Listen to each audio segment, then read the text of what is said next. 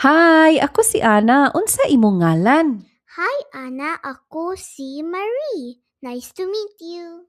Nice to meet you pud, Marie. Taga-asa ka? Taga Talisay ko, ikaw? Taga Mandawi ko. Pila imong edad? 7 anyos ko, ikaw? 21 anyos ko. Nagtrabaho ko sa opisina duol diri. Ikaw, nag-eskwela pa ka? Oh, grade 3 pa ko. Cute kaayo ka. Nindot diri sa ilang ice cream shop, no? Unsa imong paborito nga flavor? Ganahan ko og chocolate, ikaw? Ganahan ko og mango nga flavor. Lami kaayo. Oh, lami jud.